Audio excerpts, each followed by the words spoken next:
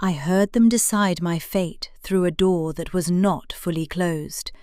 The oak was thick, the hinges iron, but the latch had a habit of slipping its hold, leaving a sliver of an opening, a narrow channel through which the currents of the household flowed.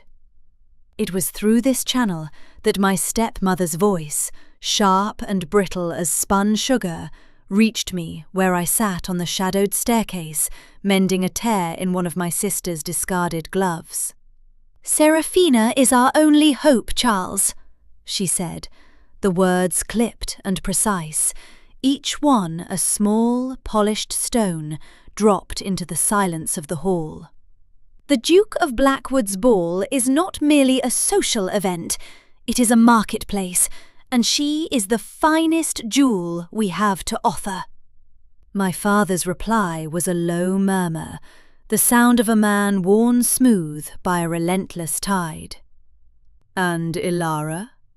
A short, dismissive sound, not quite a laugh. "Ilara? Good heavens, what of her? She will remain here. We cannot afford to have the Duke's attention diluted." "Seraphina is a sunbeam. Ilara is a shadow. Useful for cooling a room, perhaps, but not for dazzling a man like Alistair Blackwood." A shadow. The word did not sting as it once might have. I had lived in the shade of my sister's luminescence for so long that I had become accustomed to the dim light. My eyes adjusted to seeing the world in tones of grey and silver, while hers was all gold and rose. Seraphina was beautiful in the way a summer's day is beautiful, effortless, bright, and universally admired. I was otherwise. My features were too quiet, my eyes too serious, my mind too inclined to wander the dusty corridors of books rather than the polished floors of ballrooms.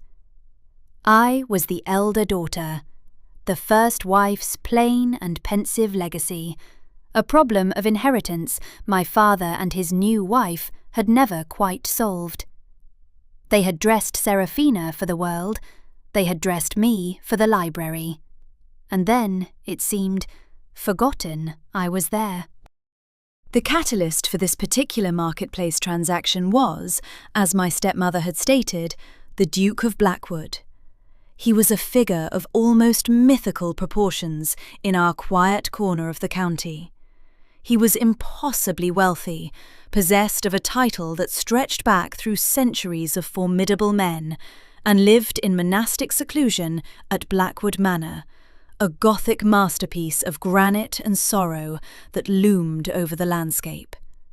He was known as the Iron Duke, a name earned not on a battlefield, but in the cold, unyielding grief that had followed the death of his young wife a decade prior.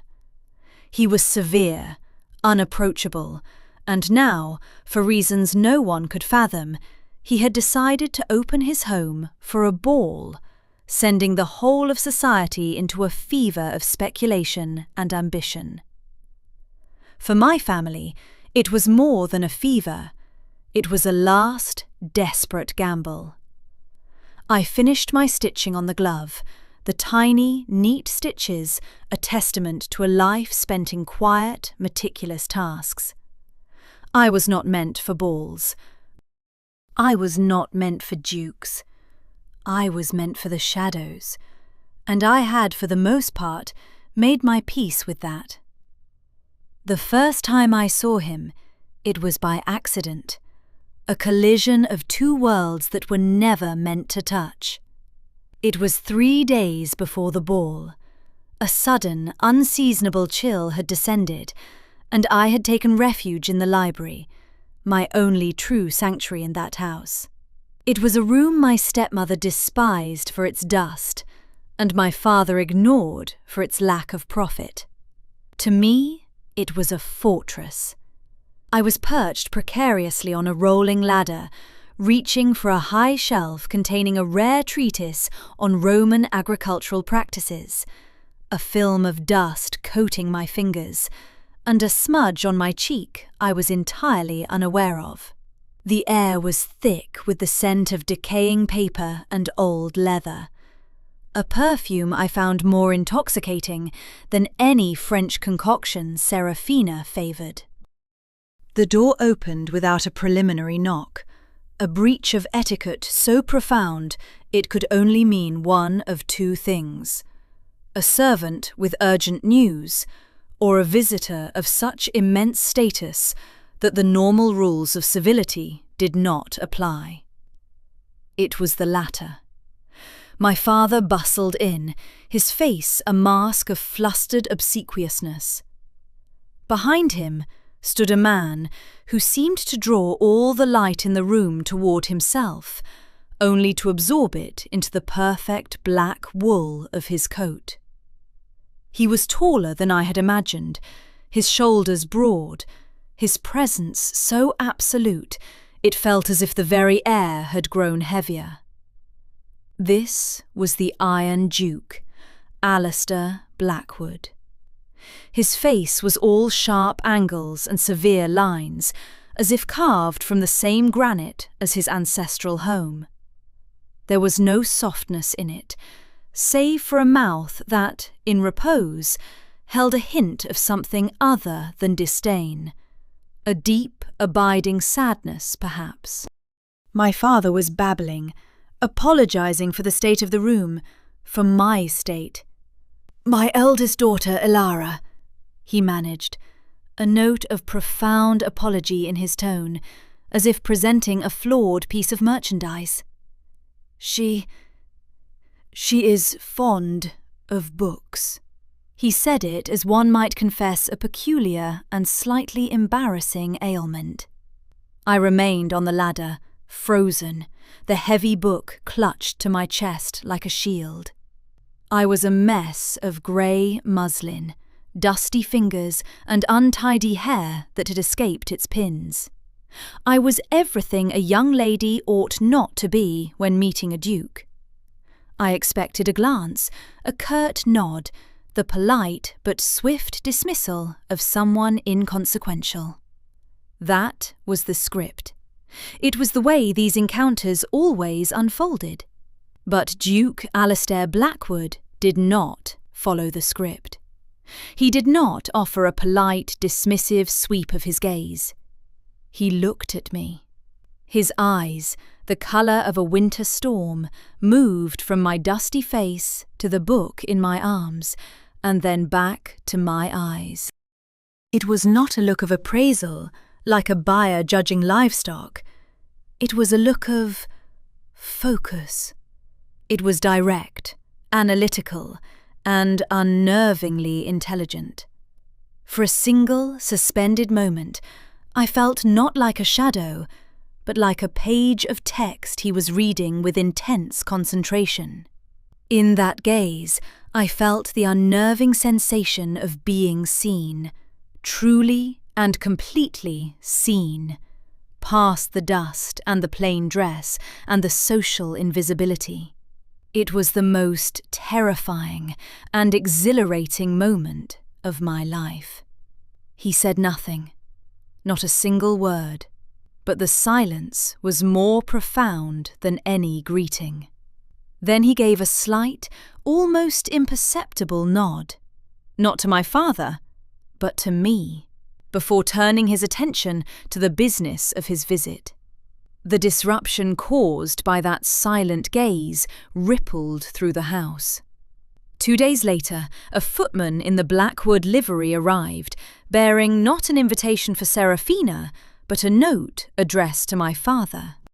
The Duke, it read, had observed a copy of Varro's Res Rusticae in his library, and wondered if Mr. Vance would permit him to borrow it, as his own copy had been misplaced. My father, who could not have distinguished Varro from a volume of fairy tales, was baffled. But I was not.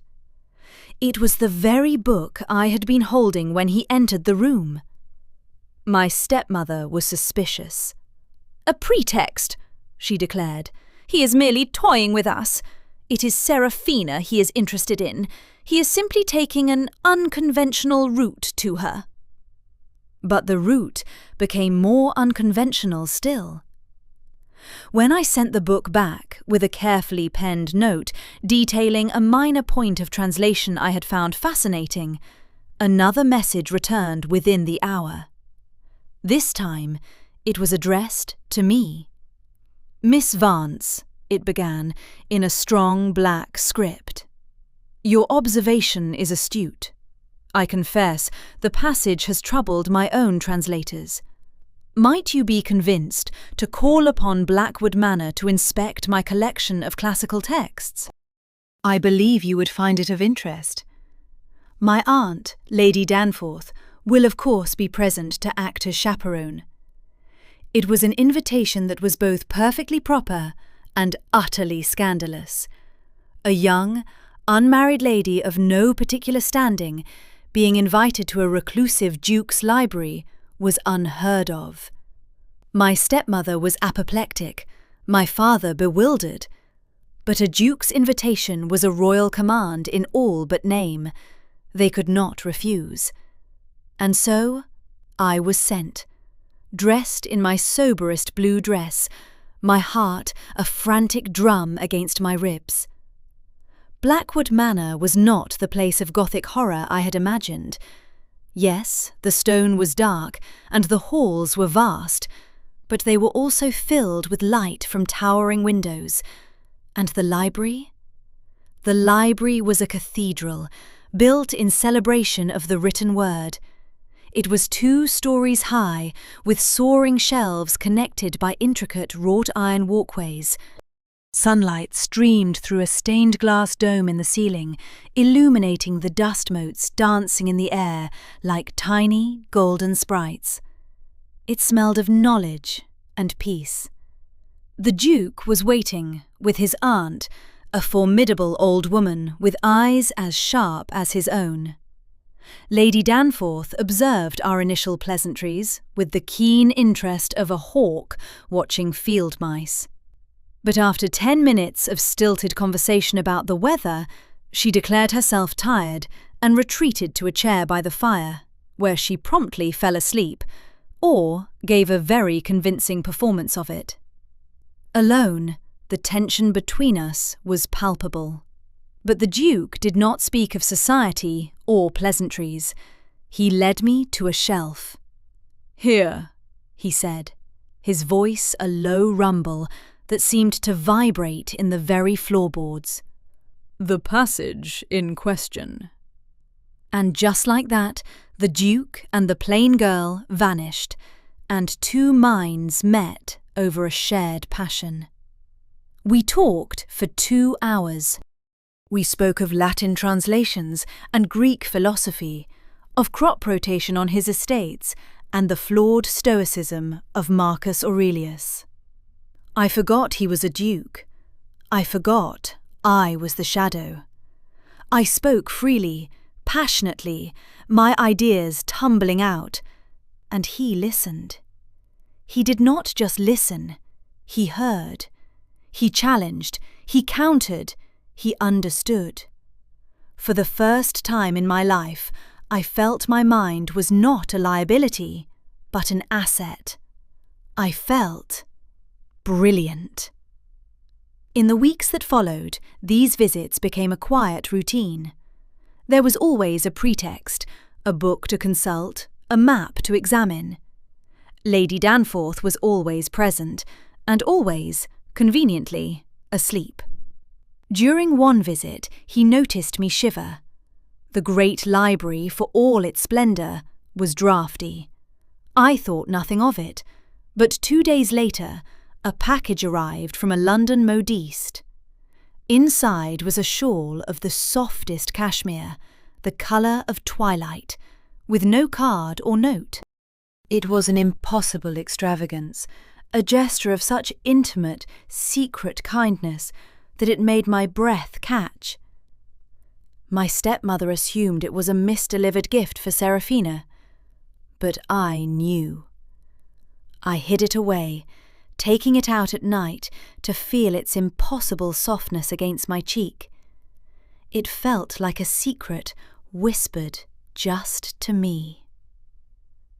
The charged moments began to accumulate, small sparks in the quiet air of the library. Once, we both reached for the same volume of poetry, our fingers brushing against the worn leather spine. The contact was fleeting, no more than a whisper of skin against skin, but a jolt went through me, sharp and clean as lightning. I pulled my hand back, as if burned. His eyes met mine, and in their stormy depths I saw a reflection of my own shock, a sudden, raw awareness that crackled between us. The air grew thick, heavy with everything we were not saying. He cleared his throat, his composure returning, but the moment lingered, a ghost of touch in the space between us. The true shift, the seismic event that changed the landscape of our careful intellectual friendship, came on a rainy Tuesday afternoon. The library was dim, the sound of the downpour a gentle percussion against the tall windows. Lady Danforth was snoring softly by the fire. We were standing close together, examining an ancient atlas. His arm brushed mine as he pointed to a faded coastline. "My title is a cage, Miss Vance," he said suddenly, his voice low and intense, not looking at the map, but at me. "It is a weight I have carried for so long, I forget what it is to be without it. I had thought you, of all people, might see the man inside it." He paused, and his next words were quieter still. "I would ask you, if you might, call me Alistair." My heart stopped. The request was a breach of every protocol, a demolition of the formal walls that separated a duke from a Miss Vance. It was an invitation into an intimacy I dared not contemplate. "Your Grace," I stammered, my face flushing hot, "I could not." A shadow of disappointment crossed his features. "I see," he said, stepping back, the distance returning between us. He did not press the matter, but the offer hung in the air, a beautiful, terrifying possibility. I had not been able to accept it, but he had made it. He had offered me his name. The illusion of our quiet sanctuary was shattered a week before the ball. I was searching for a misplaced account book in my father's study, a room I rarely entered. In my search, I knocked over a stack of ledgers, and a single, folded document slid out from between them. It was sealed with a blob of unfamiliar red wax. My first instinct was to replace it, but the name Blackwood was visible in the corner, written in the Duke's unmistakable hand. A cold dread washed over me. I told myself it was not my business, that I should leave it be, but a terrible premonition urged me on. My hands trembling, I broke the seal.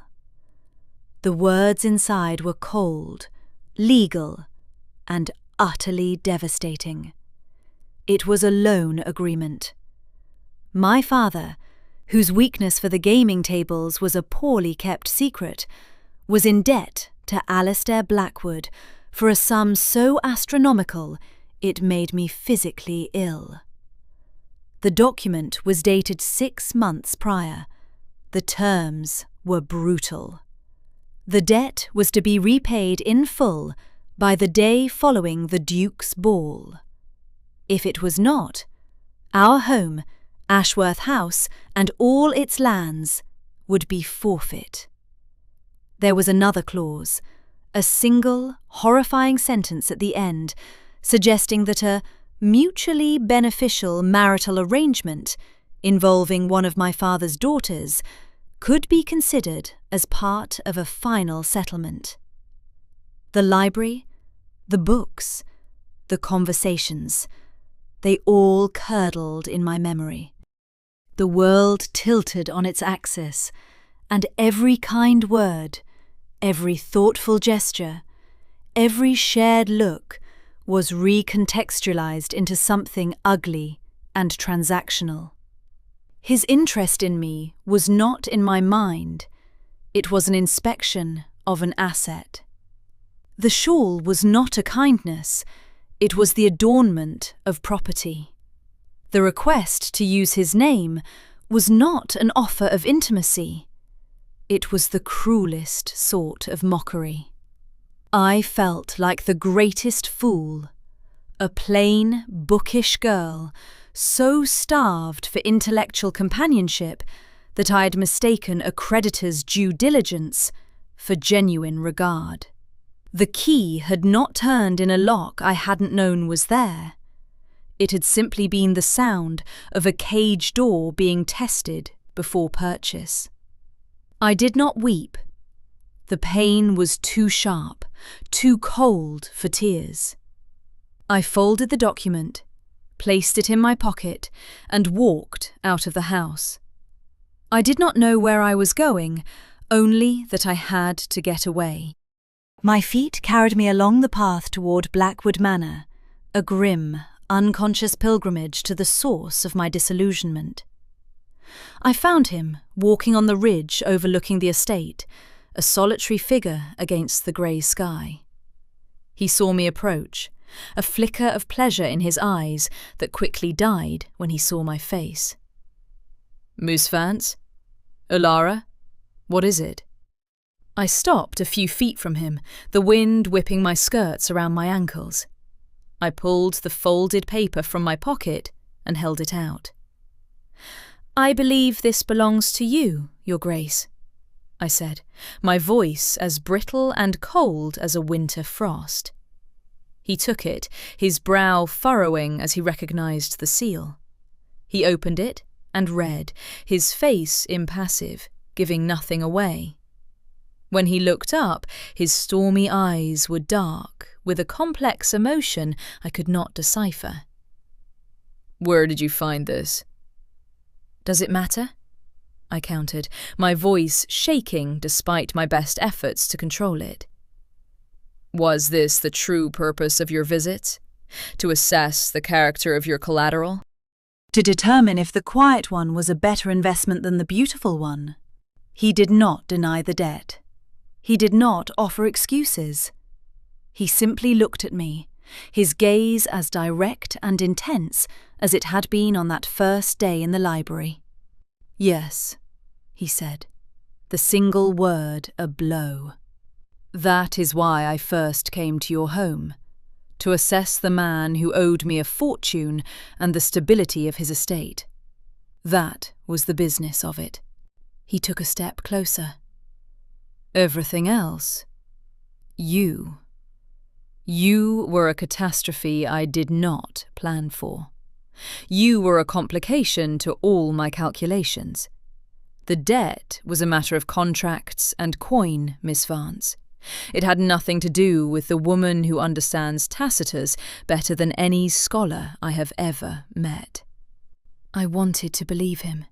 I wanted to with every fibre of my being, but the wound was too fresh, the betrayal too keen. "How convenient," I whispered, turning to leave. "Wait!" His voice was a command, but it was threaded with something else, desperation. "I can prove it." He strode past me, back toward the house, calling for me to follow. He led me not to the library, but to his own private study, a Spartan room dominated by a massive mahogany desk. He unlocked a drawer and pulled out another document, handing it to me. "I had this drawn up by my solicitor last week, the day after I asked you to use my name." I unfolded it. It was a deed of release. It stated in unequivocal legal terms that the debt held by Charles Vance was forgiven, completely and without condition. It was signed and dated 6 days prior. 6 days before I had found the original agreement. He had already set my family free, and he had never said a word. I stared at the paper, the ink blurring before my eyes. He had done it not because he was forced to, not because he was discovered, but because he had chosen to. He stood before me, his ducal armour stripped away, leaving only the man. "For 10 years," he began, his voice raw with a pain that resonated with my own loneliness, "I have been a ghost in my own home. Grief was my companion, duty my master. I lived by ledgers and laws, a world of black and white. And then you walked into my library, covered in dust, with fire in your eyes as you spoke of Roman history, and you brought colour back into my world." He took a deep, shaking breath. "I was a man entombed, Elara, and your mind, your quiet, unshakable integrity, was the first light I had seen in a decade. I came to your home to collect a debt, and I found something I had long since stopped searching for. A home." He was offering me the truth, a vulnerable, unvarnished confession that cost him more than any fortune. The anger and hurt within me did not vanish, but they were eclipsed by a wave of profound, overwhelming emotion.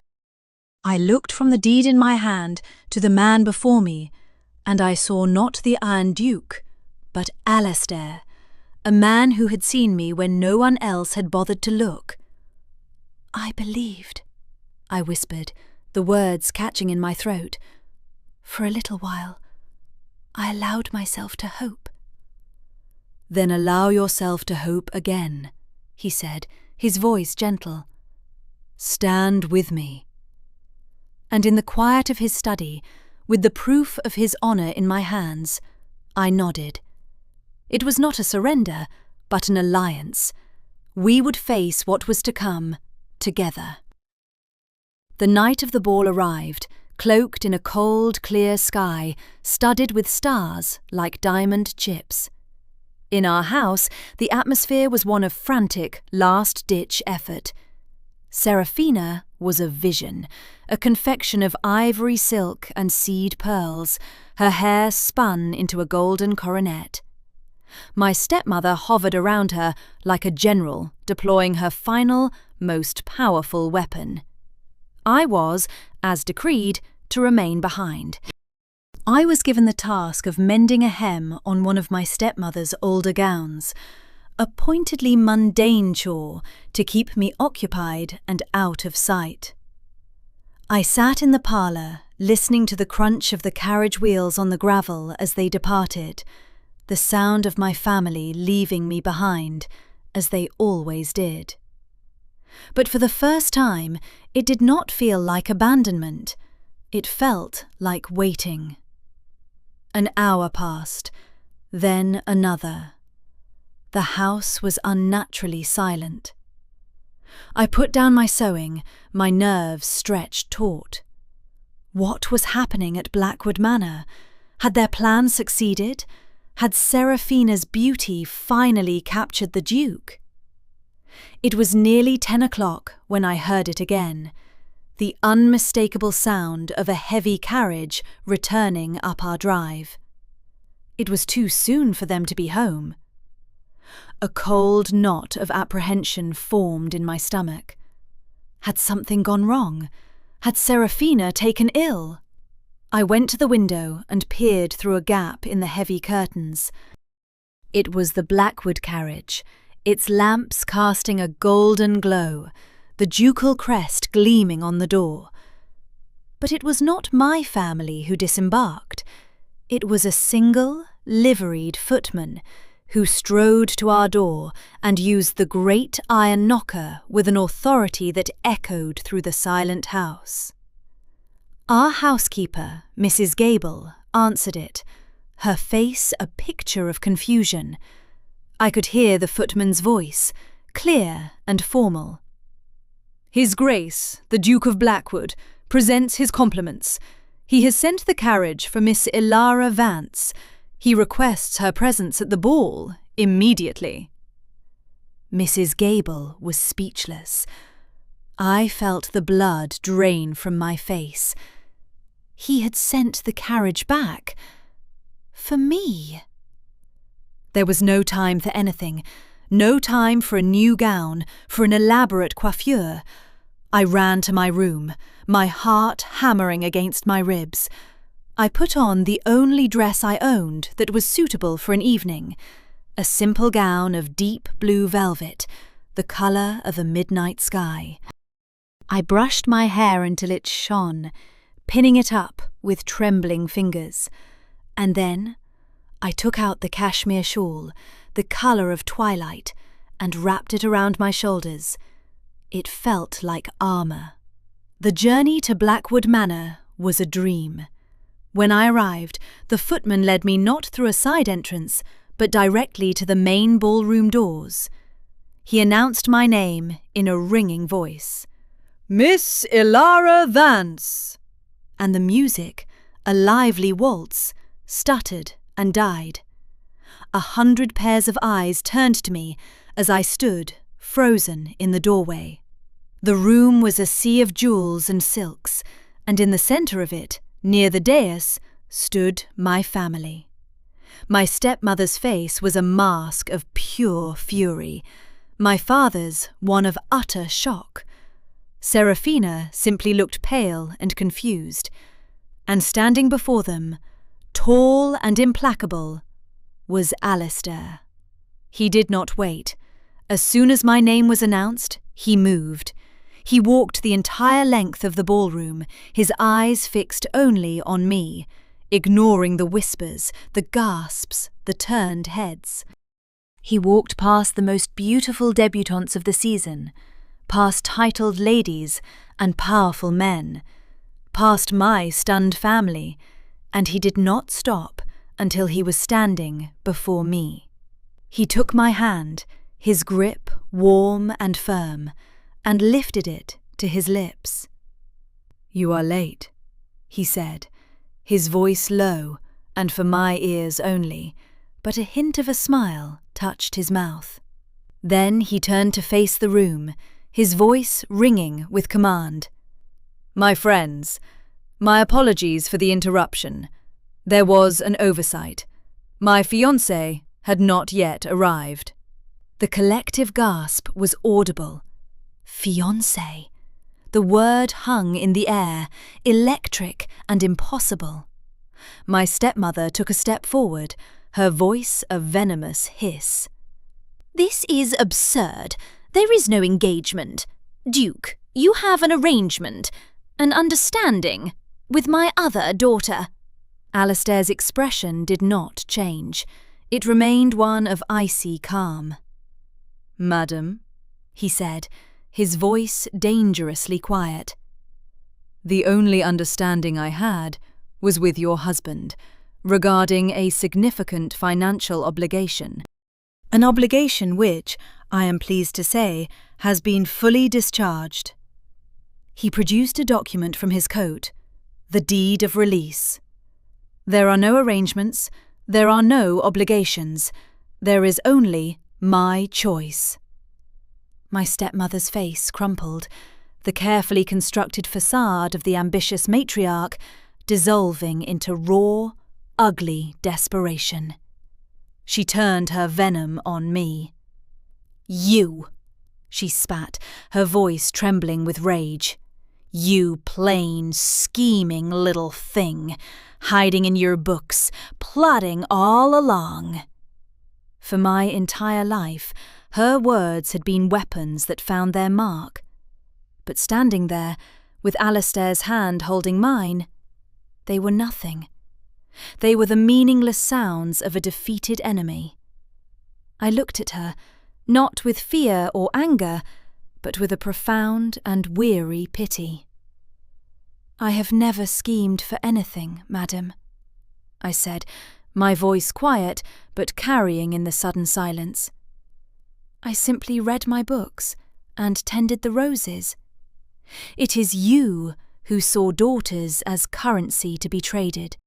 I am only sorry that your investment has failed to yield a return. It was done. The humiliation was absolute. The defeat total. My father guided my stepmother away, her face buried in her hands. The social vultures of the ton began to whisper, their gossip turning from me to the spectacular downfall of the Vances. Serafina caught my eye across the room. There was no envy in her gaze, only a surprising, overwhelming relief. She gave me a small, secret smile before she followed our parents. She was free, and so was I. Alistair signalled to the orchestra leader. "A waltz," he commanded. The music began again, soft and sweet. He turned to me, his stormy eyes gentle. "May I have this dance, Miss Vance?" "Ilara," I corrected him softly. A true smile transformed his severe features, and he was suddenly, breathtakingly handsome. "Ilara," he repeated, and he swept me onto the floor, into the light. Much later, when the last guest had departed and the great house was silent, Alistair led me not to the library, but through a set of glass doors into a vast conservatory. The air was warm and humid, thick with the scent of night-blooming jasmine and damp earth. Moonlight filtered through the glass panes, silvering the leaves of exotic ferns and illuminating the delicate petals of orchids. The tension of the evening, the public confrontation, and the private victory finally began to recede, leaving a profound sense of peace in its wake. We stood in silence for a long moment, simply breathing in the quiet of our new reality. He turned to me, his hands finding mine, his thumbs stroking the backs of my fingers. "I believe I have terrified half the county tonight," he said, his voice a low murmur, "and publicly ruined your family." "They ruined themselves long ago," I replied softly. "You merely held a mirror up to them." "And you," he said, his gaze searching my face. "Are you all right?" I thought of the years spent in the shadows, of the quiet hurts and the lonely hours. I thought of the girl on the ladder, covered in dust, and the woman who had just faced down her tormentors in a crowded ballroom. "I am more than all right," I said, my voice full of a certainty I had never known. "I am found." He drew me closer, his hands moving from mine to cup my face, his touch impossibly tender. The cool, ducal mask was gone entirely, and in his eyes I saw the vulnerable, lonely man he had kept hidden for so long. He was not iron at all. He was something far stronger, yet far more precious. "I never knew," he whispered, his voice thick with emotion, "what my life was missing, until I saw you arguing with a 2,000-year-old text. I never knew a home could be a person." He lowered his head, and the world narrowed to the space between us. His kiss was not the chaste, polite press of lips I had read about in novels. It was a revelation. It was slow and deep and shaking, a conversation without words. It spoke of years of loneliness and a future of shared discovery. It was the closing of one book and the opening of another. A story I knew we would write together. It was a promise, a homecoming, and a beginning, all at once. 3 months later, I stood in that same library, but I was not a visitor. A fire crackled in the great hearth, casting a warm, flickering glow over the spines of the thousands of books that were now my friends and my inheritance. I ran a hand over a leather-bound volume of Virgil, a quiet sense of belonging settling deep in my bones. I wore a simple dress of deep green, and on my finger a ring bearing the Blackwood signet sat beside a simple gold band. I was the Duchess of Blackwood, but more importantly, I was Elara. Alistair entered the room, his footsteps silent on the thick carpet. He came and stood behind me, wrapping his arms around my waist and resting his chin on my shoulder. He no longer looked like the severe Iron Duke. Happiness had softened the harsh lines of his face, and his eyes, when they looked at me, were the colour of a calm sea after a storm. "Hiding in here again, my love?" he teased gently. "It is no longer hiding," I replied, leaning back against him. "It is home." We stood like that for a while, watching the flames dance. I had received a letter from Seraphina that morning. Freed from our stepmother's ambitions, she had accepted a proposal from a kind, neighbouring baronet who loved her for her gentle heart, not her connections. They planned to raise horses. Even my father, in his enforced retirement in Bath, sounded almost content in his last letter. Their world had shrunk, while mine had expanded to encompass everything I had ever dreamed of. I had spent a lifetime feeling like a footnote in my own family's story, a sentence to be edited out. I had lived between the pages of books because the world outside them had no place for me. I had believed that my mind was a disqualification, my seriousness a flaw. But one man had looked past the beautiful, polished cover and had taken the time to read the text within. He had seen the quiet girl in the library, the shadow my family had tried so hard to conceal, and he had understood her worth. He had not sent for the jewel of the ballroom, he had sent the carriage back for the other one. And in doing so, he had brought me home.